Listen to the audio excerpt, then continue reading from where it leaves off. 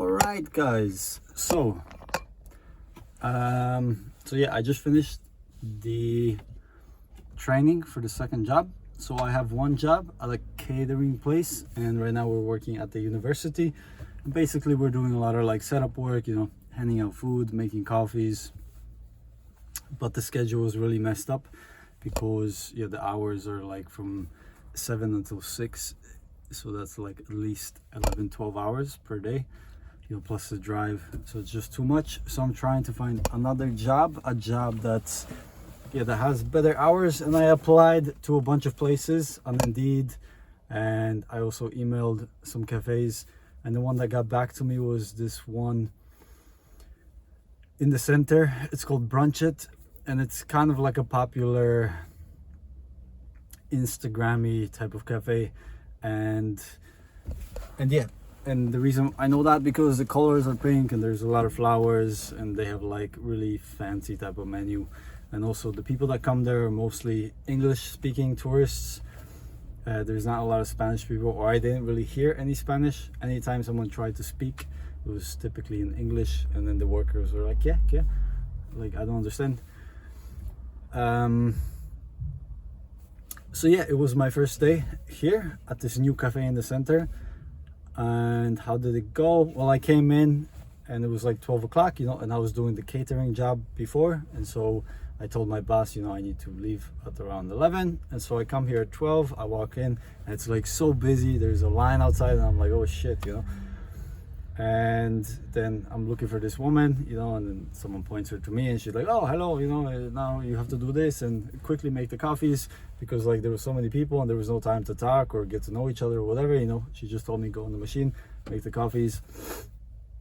And I was a little bit shocked and nervous because I didn't know, like, what am I supposed to do?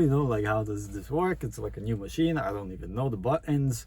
And she showed me a little bit, and then I got accustomed to it and started making the coffees. And an hour passed and I started to get a little bit more comfortable.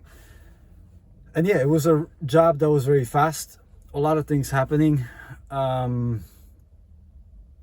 lot of people coming in and out, a lot of orders. But it was exciting because it's a cafe, it's a new job, and the people the people don't seem so friendly. There was like 3 main workers, and these workers all kind of knew each other.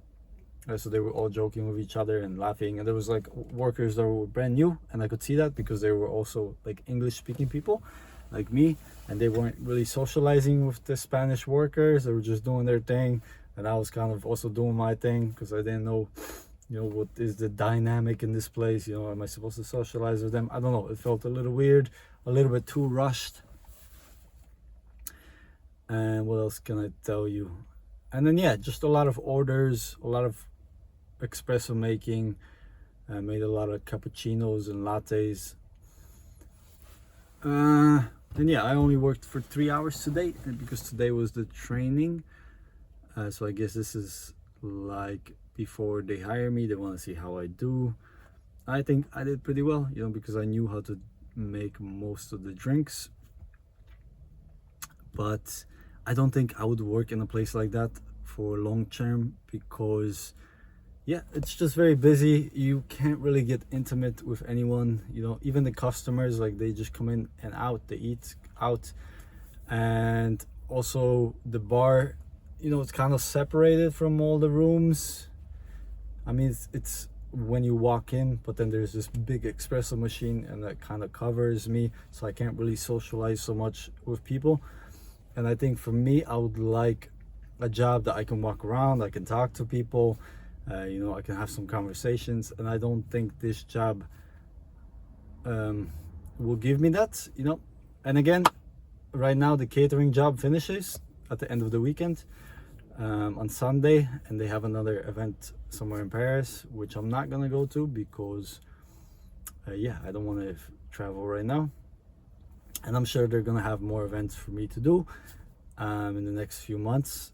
But since that is ending, I think I will take this job just temporarily for like the next month or so, to get more experience, you know. And also, yeah, there's a lot of Spanish, so I can practice Spanish, and just to see how it is, you know. I don't want to judge it based off of the first day.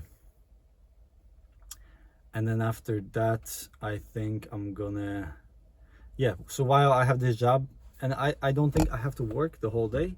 I think it's only like 3 hours a day, hopefully. So that's really good, cool, because I can just come in the morning, work for like 3-4 hours, and then be done.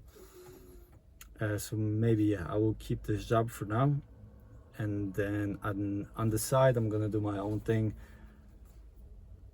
But yeah, that's the plan, to keep this job, see how it is, you know, do it for at least a week or two, and then maybe transition into another place, a place that's much more calm, a place where I can actually get intimate with people and talk to people. Because now I realize that, yeah, there's just so many different jobs in Malaga. As long as you have a good resume and you can speak English and you can speak at least a little bit of Spanish, then yeah, getting a job is not so hard. And also, yes, you need your like legal papers, you know, like your NIE number and your social security number here, and then yeah, getting a job is not gonna be so hard.